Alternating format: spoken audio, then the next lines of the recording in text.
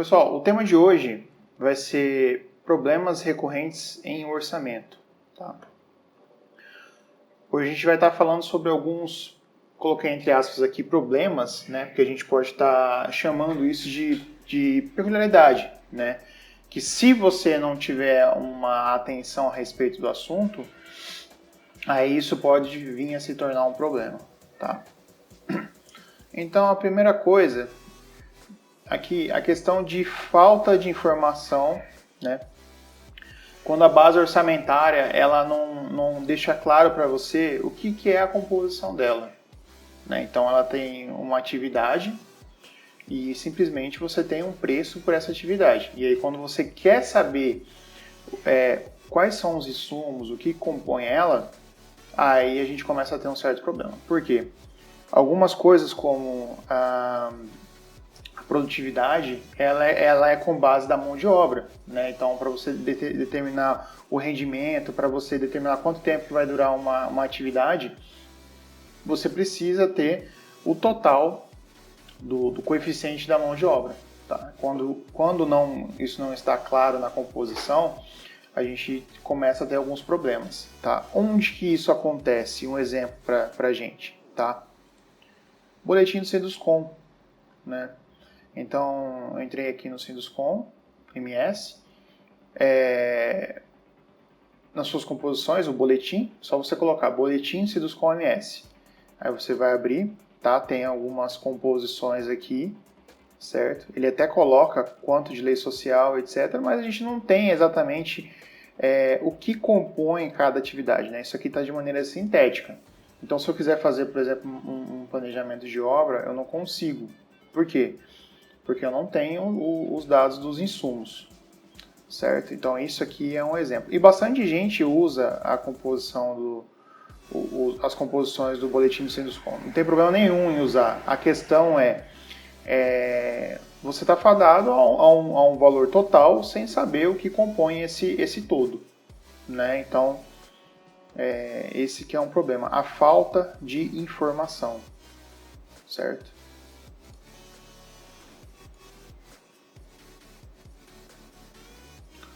Um dos outros problemas que a gente pode estar encontrando é quando a composição ela é situacional. Né? Então, eu tenho uma composição de serviço que ela vai ou não funcionar determinado a uma certa condição. Tá? Então, vamos a um exemplo. Tá?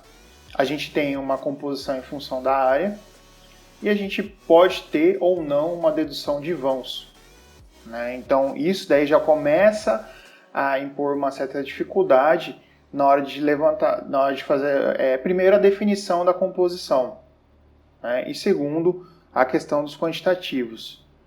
Eu tenho um exemplo aqui para vocês sobre a questão desse embolso aqui. Né? Esse embolso, ele é feito com área menor que 5 metros quadrados. Então, antes mesmo de eu determinar se vai ser esse embolso ou não, eu tenho que determinar a área para depois determinar que vai ser esse embolso, porque esse embolso atende àquela condição de área. Se for uma área maior, já é outro embolso. Então, isso já começa a complicar um pouco a tomada de decisão das composições. Onde que a gente vai ter uma certa dificuldade? Quando a gente for trabalhar com BIM, por exemplo, tá? Então, quando a gente for trabalhar com BIM, geralmente a gente trabalha com uma codificação na atividade, eu não posso simplesmente colocar esse código e pedir para ele buscar. Por quê? Se a área for maior do que 5 metros quadrados, essa composição ela não vai se comportar da maneira com qual ela foi calculada. Tá? Então, é por isso que quando a gente fala a respeito de BIM, é interessante a gente ter uma composição que ela se adeque a qualquer tipo de dimensão. Tá? Ela tem uma dimensão líquida lá que você consiga fazer os quantitativos e não fique atrelado a uma condição de área, a uma condição de volume, né? A uma condição de quantitativo. Tá?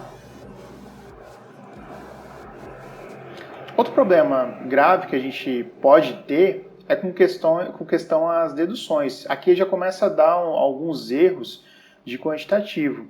Quando você pega, por exemplo, o caderno de metodologia do SINAP, é só você colocar no Google lá, Metodologia e conceitos SINAP. Vai ter o link lá, abre, ele já vai abrir esse caderno aqui. O SINAP ele fala que vãos até 2 metros você não desconta, vãos acima de 2 metros você desconta. Então você começa a ter uma condição, primeiro, de saber a área que você está fazendo e segundo, saber o vão de desconto. Tá? Então eu começo a ter aqui duas complicações. Tá? Por isso que a gente está colocando ali para vocês que isso pode ser um problema. E aqui a gente começa a ter um problema na questão da precificação. Uma vez que eu tenha feito meu orçamento, eu vou para a parte de precificação, quero saber exatamente quanto que eu vou gastar, né? Não apenas a proporção. Com relação, por exemplo, se a cotação dos insumos foi feita por similaridade.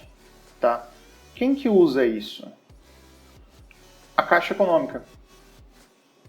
Tá? Na verdade, o IBGE. O IBGE toma preço para a Caixa Econômica, que é o setor de estatística, e a Caixa se apropria desses dados. Né? Então, a gente tem, quando a gente fala de uma composição da Caixa Econômica, na verdade, de um insumo, né? Quando a gente tem um insumo da Caixa Econômica, do SINAP, a gente tem um insumo de representatividade e a gente tem um insumo representado. O que seria isso?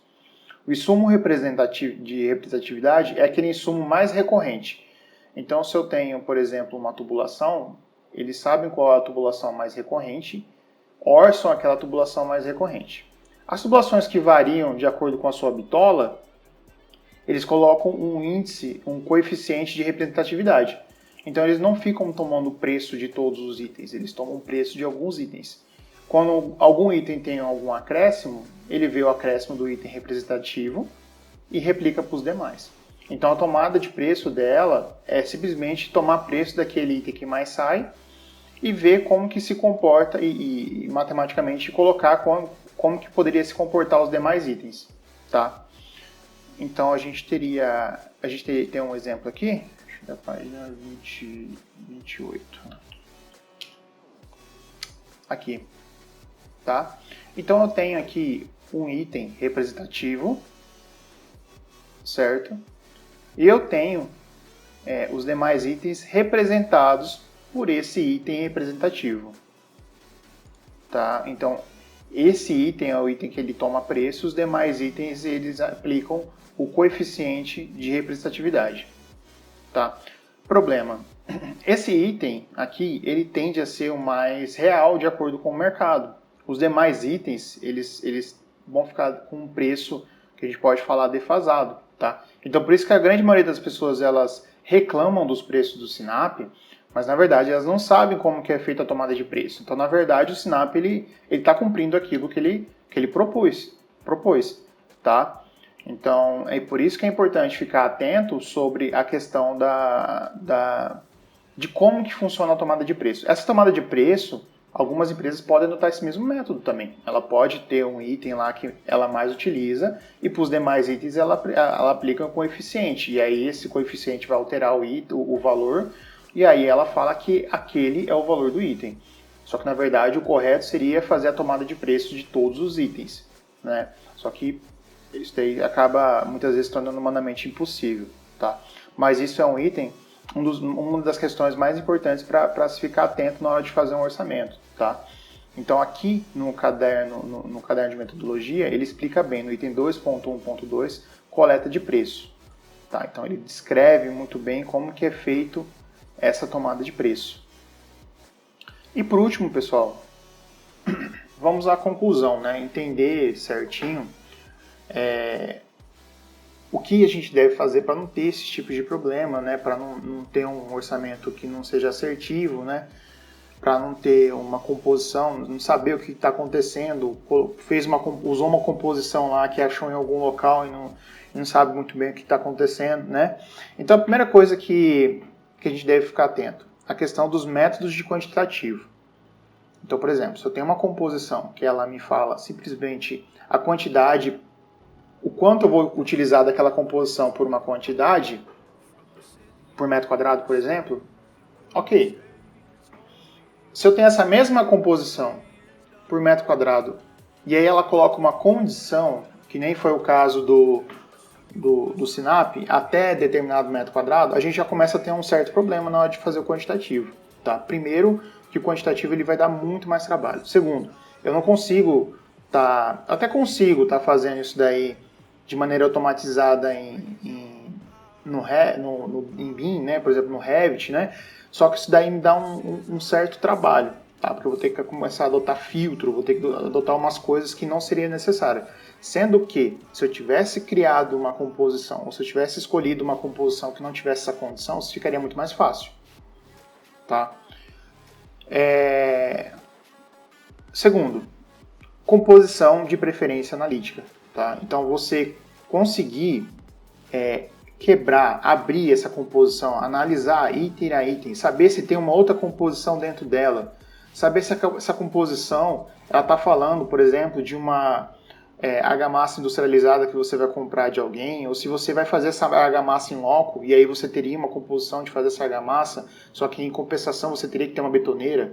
Então, esse tipo de informação é importante para você. Então, por isso que é interessantíssimo que a composição ela seja analítica. Você pode ver ela de maneira sintética, todos os itens, mas é importante que você consiga ver ela também de maneira analítica, tá? E, por último, atenção aos métodos de tomada de preço, tá? Porque é aquela coisa, se eu me preocupei como aquela composição foi feita, ou seja, a proporcionalidade das coisas, se eu me preocupei com o método de fazer aquela composição, ela não tem condição por quantidade, ela é simplesmente livre, você só multiplica. Se eu já peguei a proporção, ela é livre para fazer, o que me resta de problema? Pode me restar de problema o preço desses insumos. Tá? Então, por isso que é importante entender como que esses insumos foram tomados os preços, o seu método de tomada de preço. Tá? Em último caso, se você tem a composição analítica, você consegue pegar aqueles itens e estar fazendo a cotação. Tá? A gente sabe que isso daí dá bastante trabalho, mas quando você trabalha com sistemas, né, geralmente os sistemas já te ajudam quebrando, separando, organizando para você, fazendo uma lista para que você consiga fazer a tomada de preço e aí você consiga ter uma assertividade cada vez maior. Certo? A dica de hoje é essa. Muito obrigado.